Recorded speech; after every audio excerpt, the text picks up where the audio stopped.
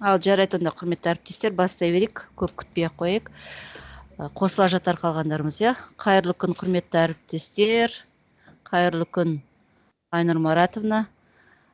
Білім беру басқармасының жоспарын орындау үшін біз ақпараттық технология орталығы осы жасанды интеллектті оқу процесінде қолдану бойынша вебинарлар циклін ақпан айынан бастап отырмыз. Осы вебинарларда бізде облыс мұғалімдері өздерін жасанды интеллектті қолдану бойынша іс тәжірибесімен бөлісіп, сіздерге керемет платформалар, керемет жасанды интеллекттерді көрсетуде. Бүгін біздің тьюторымыз Павлодар ауданы Заңғар жалпы орта білім беру мектебінің бастауыш сынып мұғалімі Тәңірбергенова Айнұр Маратовна. Тақырыбы бастауыш сыныптарда жасанды интеллектті тиімді қолдану. Айнұр Маратовна, сөз кезегі өзіңізде. Құрметті әріптестер, тек жай отырмай, кері байланыс үшін вебинар соңында сұрақтарыңыз болса, ұсыныстарыңыз болса, айтып отырыңыздар. Осымен біз бастайық. Айнұр Маратовна, сөз кезегі өзіңізде. Сәлеметсіздер ме, құрметті әріптестер. Мен Тәңірберген Айнұр Маратовна, бастауыш сынып мұғалім боламын. Бүгінгі вебинардағы мен тақырыбым бастауыш сыныптарда жасанды интеллектті тиімді қолдану. Жалпы жасанды интеллект дегеніміз білім беру процесін жетілдіруде, оқушылардың оқу үлгерімін арттыруда және мұғалімдерге уақыт үнемдеуге көмектесетін құрал болып табылады. Жасанды интеллектті бастауыш сыныптарда қолданудың бірнеше жолы бар. Соның бірі жеке оқыту жолдарын құру. Яғни жасанды интеллект оқушының білім деңгейін бағалап, оның әлсіз тұстарын анықтауға көмектеседі. Келесі бізде мультимедиалық құралдар және ойындар әзірлеуге мүмкіндік береді. Оқушылар ойын арқылы жаңа материалды жеңіл меңгереді. Әңгімелесу және диалогтық жүйелер. Бұл дегеніміз оқушыларға өздеріне қиындық туғызатын мәселелерді түсіндіруге және сұрақтар қоюға көмектеседі. Келесі бізде қателіктерді түзету және кері байланыс беру. Оқушылардың қателерін де тез анықтап, дереу кері байланыс береді. Тілді үйрету және дамыту. Соның ішінде мысалы оқушыларға жаңа сөздер мен фразаларды меңгеруге көмектеседі. Оқушылардың шығармашылық қабілеттерін дамыту. Мысалы көркем шығармалар жазу, сурет салу, музыка жасау сияқты іс-әрекеттерді жасанды интеллектпен біріктіріп дамытуға болады.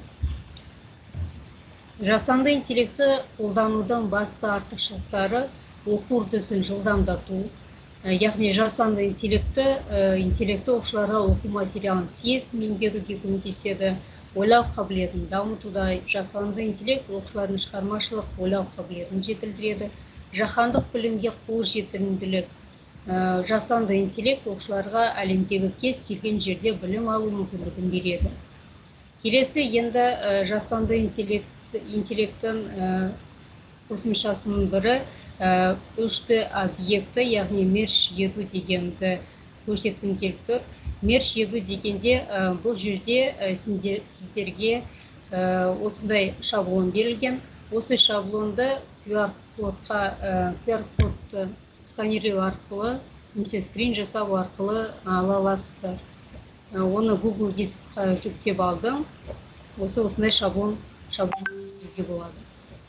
Бұл дегеніміз осы мерж ету қосымшасын сіздер Google Play Market немесе App Store'ден жүктеп алсаңыздар болады. Мерж ету объект деп поиске жазсаңыздар осы шығады.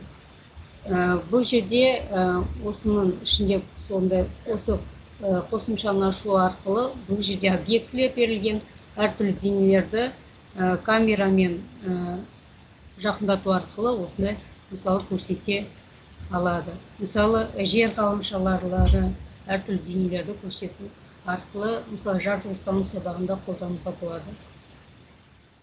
Бұл деген балалардың қызығушылықтарын арттырады. Жаратылыстану сабағында өте тиімді құрал болып саналады. Келесі бізде суретті тірілту.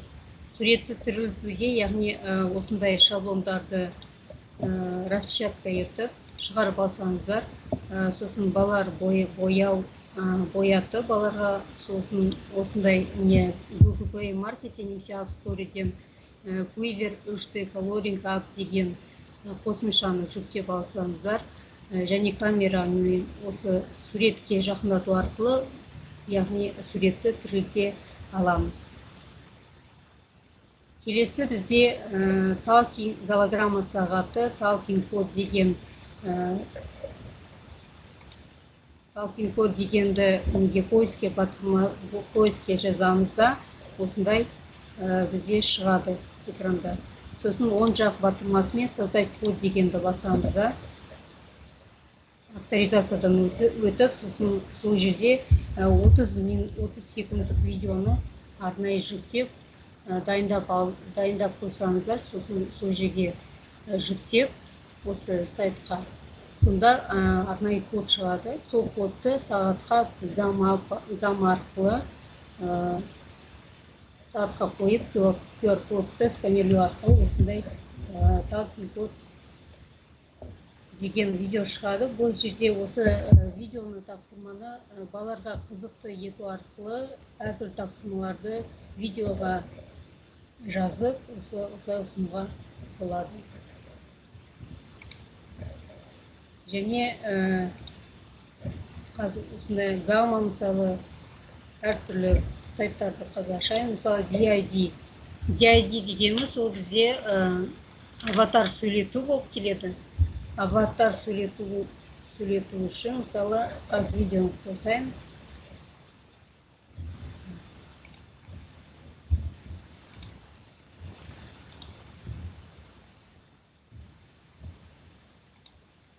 Күллі адам баласын қор қылатын үш нәрсе бар.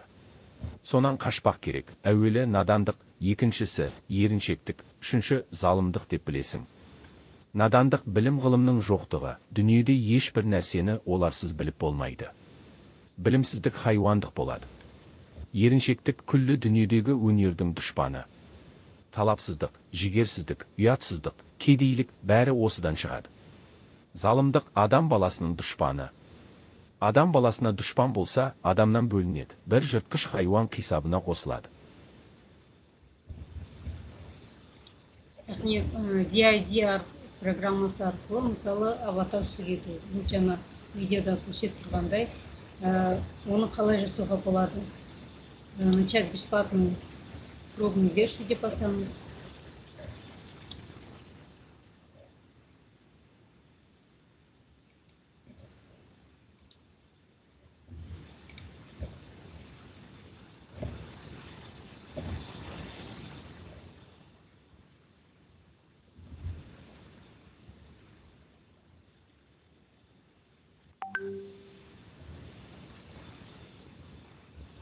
Сосын мына жерде аватар видеоны басамыз. Оны қалай жасау үшін. Сосын кез келген картинканы жүктеп аласыздар, дайындап. Мысалы, Абай Құнанбаевты алдым. Оны әдебиет сабағында қолдануға болады. Абай Құнанбаевтың қара сөздерін.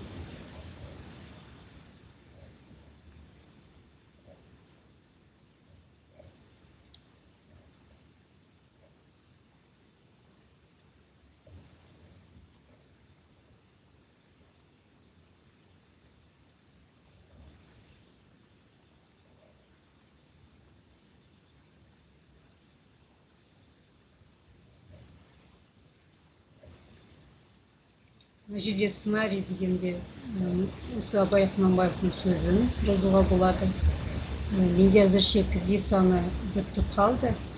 Негізі 20 шақты кредит саны беріледі. Ақылсыз, әрі қарай ақылы болып келеді. Бұл жерде тілін таңдауға болады. Қазақ тілін таңдайсыз, мысалы, ер адам және әйел адамның. Эй, танысқаныма қуаныштымын.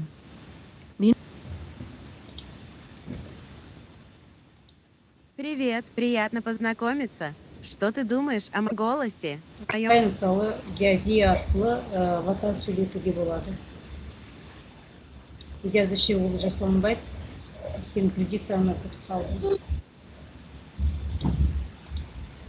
Келесі бізде iComic Factory деген платформасы. Осы мына жерде комикстерді жасауға болады. коми жасауға арналған платформа болып келеді. Келесі бізде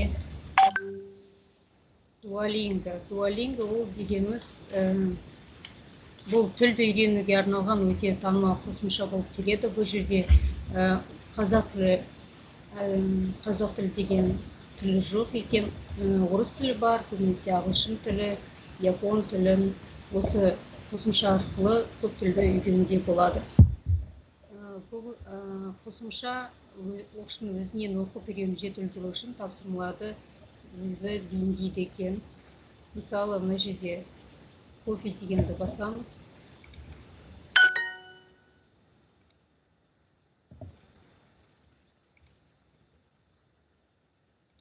Coffee.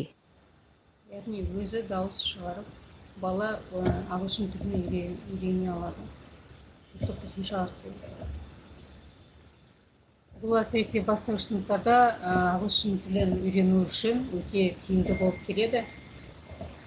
Жаңа тілді үйрену үшін япон тілі, көптеген тілдер бар екен ішінде.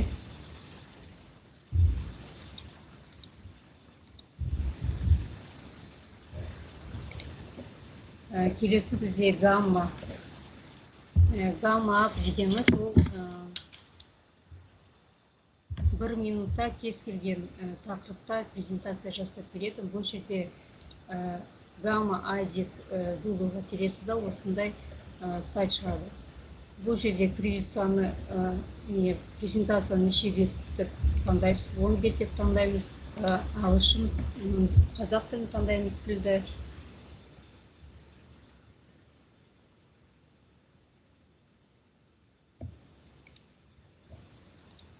Яғни кез келген қандай тақырыпта презентация жасауыңыз керек, сол тақырыпты жазамыз. Мысалы,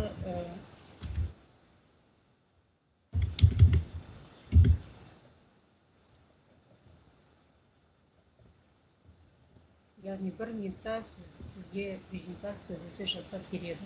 Оны сосын өзіңізге жүктеп аласыздар, өзіңіз реттеп аласыздар. Бұл бізде гамма деген қосымшасы. Келесі бізде ChatGPT. ChatGPT дегеніміз ол ақпаратты жылдам қол жеткізуге мүмкіндік береді, қажетті мәліметтерді тез таба аласыздар. Мысалы, гамма ChatGPT-де Google-да ChatGPT деген шығады. Мысалы, сөз таптары дегеніміз не?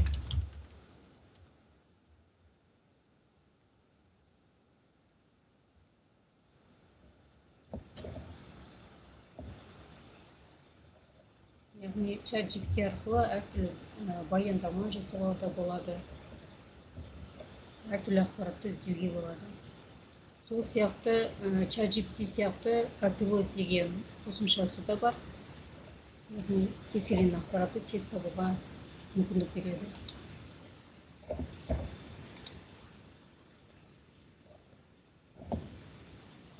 Келесі бізде онлайн тақта Classroom Screen деген онлайн тақтасы.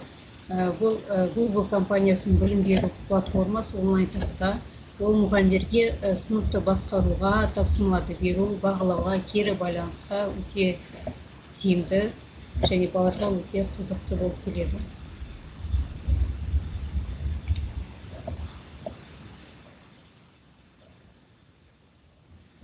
Осы Classroom Screen-де бағдаршамды кері байланысқа алуға болады балалармен. Балалардың санына қарай бағдаршамды таңдайсыздар. Астына да балалардың аттарын жазуға болады. Мысалы, кері байланысқа бағдаршамның жасыл түсі, мысалы, сабақты жақсы түсіндім, тоқсары түсі, орташа түсіндім және қызыл түсі, мысалы, сұрақтарым бар дегендей кері байланыс жасауға болады. Бұл дегеніміз Classroom Screen деген қосымшасы.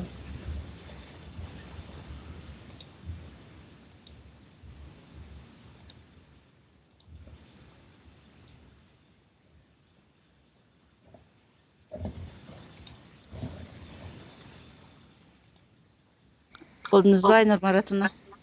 Қазір.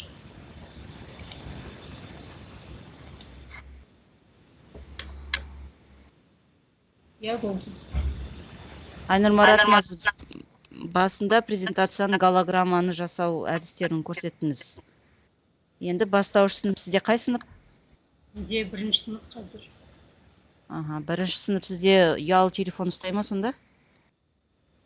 Жоқ, ұялы телефон ұстамайды. Өйткені бұл голограммалар мобильді нұсқалары ғана бар, жаңағы сіз айтқан толкинг кодпен. Мысалы, сурет сабағында осыны қолданам. Или сіз өзіңіз қосасыз? Я өзім қосам, өз камераммен. Мысалы, мен 4-ші сыныпта өткен жылы осыны қолданам. Сабақ барысында неше минут қолданасыз телефонды? Телефонды тапсырмаларды беруде, мысалы, қорытындылауда 1-2 минут. Мына жерде, мысалы, голограмма сағат арқылы 30 секундтық видео ғана. Бұл жаңа 4-ші сыныпта немене қолдандым деп айттыңыз? Жаңа толкинг кодты ма? Иә. Ал комиксиді сіз қысқа айтып өтіңіз, комиксі жасауда қандай платформа қолдандыңыз? iComics дегенде. Не істейсіз сонда? Әртүрлі комикстерді құрастыруға болады. Мысалы, ертегілерге байланысты. Көрсете аласыз ба қалай жасағаныңыз? Қазір.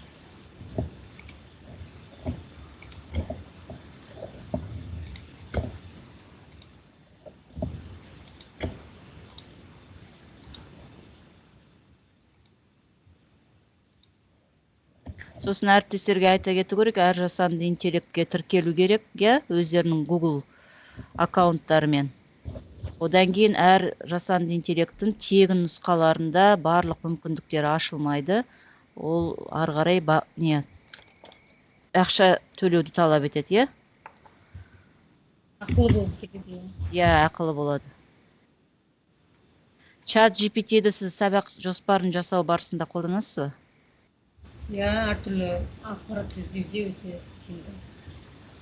Ал сабақ жоспарын жасауға, мысалы, үй тапсырмасын беруге өте қызықты тапсырмалар жасап береді чат GPT негізі. Тақырыпқа сай. 3D суреттер жасап береді, бірақ та тағы да тегін нұсқасында 3 сурет жасауға болады күніне.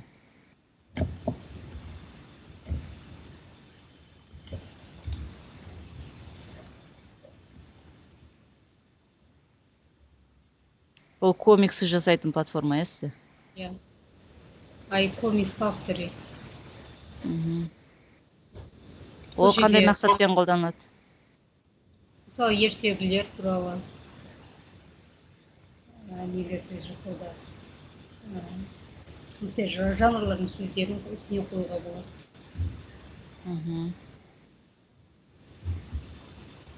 Онда қазір сіз не жазайын деп отырсыз? Ағылшынша жазады.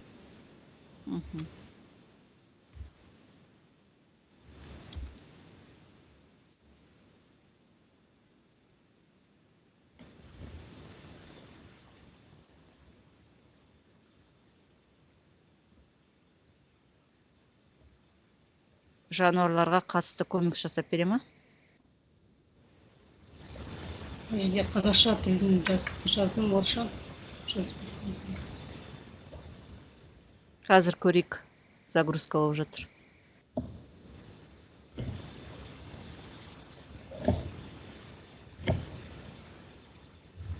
Ол сізді түсінбеген сияқты, қазақша жазуды сізге зертхана шығарып беріп жатыр. Ағылшын тілінде, не орыс тілінде жатыр.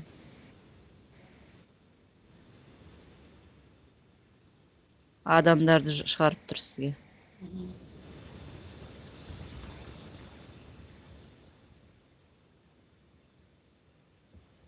Жарайды, түсінікті барысы. Құрметті әріптестер, кеш қосылған әріптестер, бүгін бізде Павлодар ауданы Заңғар мектебінің бастауыш сынып мұғалімі Тәңірберген Айнұр Маратовна вебинар өткізіп жатыр, жасанды интеллектті тиімді қолдану бойынша. Қандай сұрақтарыңыз, ұсыныстарыңыз бар? Мүмкін өздеріңіз сабақ барысында бір жасанды интеллект, біз мұнда көрмеген жасанды интеллект қолданатын болған шығарсыз.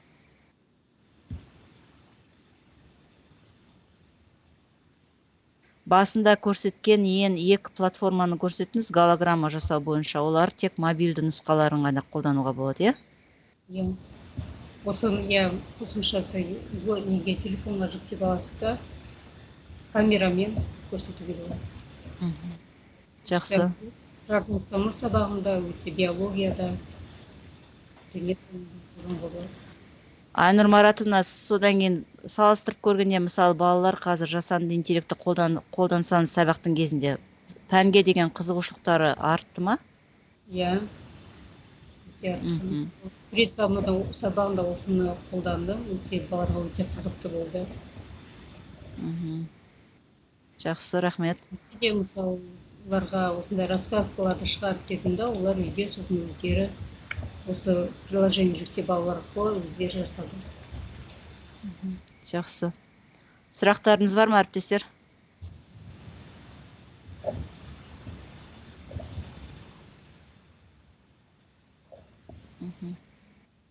Жақсы, сұрақ жоқ. Рахмет, алтын уақыттарыңызды бөліп қосылғандарыңызға. Айнұр Маратовна, сізге рахмет. Сертификатыңыз бізде болады. Мұнан келіп алып кетуге болады, немесе сізге PDF форматында жібере аламыз. Онда барлықтарыңызға рахмет, сау болыңыздар. Рахмет, сау болыңыздар.